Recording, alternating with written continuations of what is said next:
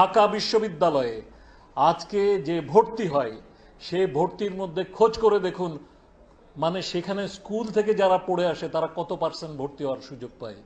ঢাকা বিশ্ববিদ্যালয় এখন একটা উচ্চতর মাদ্রাসায় পরিণত হয়েছে। আমি জেনে বুঝে 34 বছর ঢাকা বিশ্ববিদ্যালয়ে পড়াচ্ছি, তার আগে 6 বছর পড়েছি, 40 বছর ঢাকা বিশ্ববিদ্যালয়ের সাথে আমি সম্পর্কিত। আমি বলছি ঢাকা বিশ্ববিদ্যালয়কে আমি চোখের উপরে একটা উচ্চতর মাদ্রাসা, একটা হায়ার মাদ্রাসায় পরিণত হতে দেখছি, এবং এটা কোনোভাবে গ্রহণযোগ্য নয়।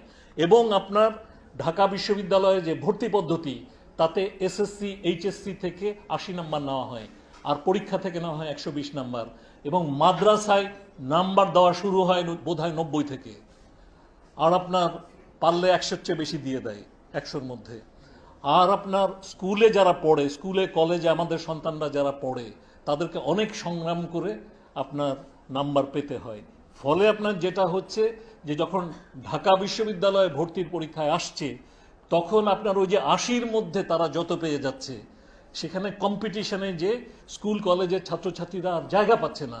আজকে ঢাকা বিশ্ববিদ্যালয়ে বোধহয় 60% বেশি ভর্তি হয় মাদ্রাসা ছাত্রছাত্রী, এবং মাদ্রাসার ছাত্রছাত্রীরা এবং তাদের ইংরেজির ভিত্তি এত খারাপ, মাদ্রাসায় যে ইংরেজি পড়ে আসে সেটা হচ্ছে ক্লাস 4-এর সমমান। ফলে আপনার এই ছাত্রছাত্রীদের ইংরেজিতে দক্ষতাবিহীনভাবে তারা এসে ঢাকা বিশ্ববিদ্যালয় সহ বিশ্ববিদ্যালয়গুলোতে ভর্তি হচ্ছে, এবং এটা গোটা উচ্চ শিক্ষা ব্যবস্থাকে কিন্তু মানে টেনে টেনে নিচে নামিয়ে নিয়ে আসছে।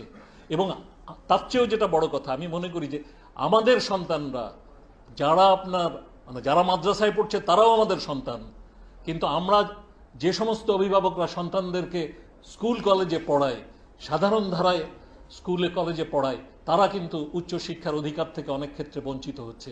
এটা হতে পারে না, এটা তাদের প্রতি অন্যায্য, এ বিষয়টাও দেখা দরকার। আর ঢাকা বিশ্ববিদ্যালয় সিনিয়র মাদ্রাসায় পরিণত হবে এবং গোটা দেশটা মাদ্রাসার কাছে জিম্মি হয়ে যাবে, এটা আমি মনে করি না। বরং মাদ্রাসাকেই মূল ধারায় আনতে হবে। মাদ্রাসাতেই ধর্মশিক্ষার পাশাপাশি সমস্ত যে জীবন জীবিকার অনুষঙ্গী যে শিক্ষা কার্যক্রম, শিক্ষা পাঠ্যক্রম, সেগুলোকে অন্তর্ভুক্ত করে তাদেরকে মূলধারায় আনতে হবে, এবং সেখানে অর্থায়ন করতে হবে, তাদেরকে সরকারি নিয়ন্ত্রণে আনতে হবে, যাতে করে তাদের উপরে সরকার পরিবীক্ষণ করতে পারে, এবং যেন আপনার এই মাদ্রাসার শিক্ষাটা মূল ধারায় সন্নিবেশিত হতে পারে। আমি আবার